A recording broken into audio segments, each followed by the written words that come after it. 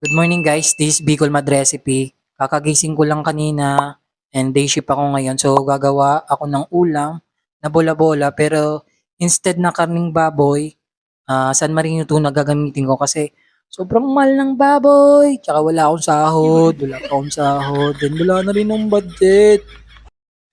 So tara guys, luto tayo.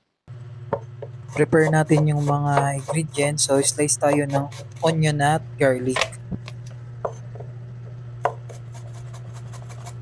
Then yung carrots.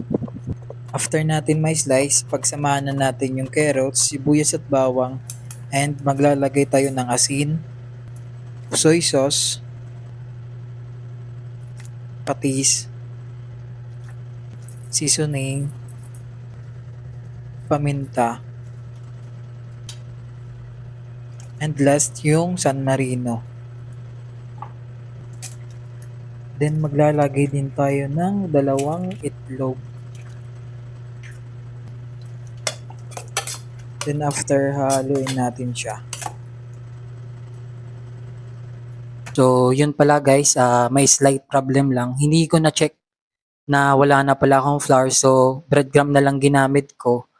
Pero I'm not sure kasi kung babagay ba. So try natin. Let's see kung anong magiging lasa. Hopefully guys, sana bumagay yung breadcrumb sa lasa niya.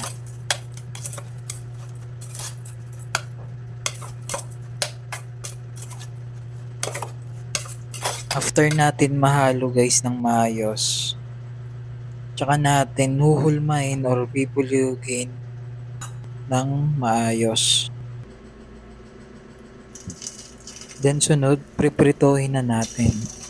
Dapat alalay lang dito ulit sa apoy para hindi masunog yung piniprito natin. Saka dapat balik-balik ta rin para mabalance yung pagkaluto niya. Mas maganda sana kung deep fry to para madali lang sana maluto. So yun lang guys. Happy cooking.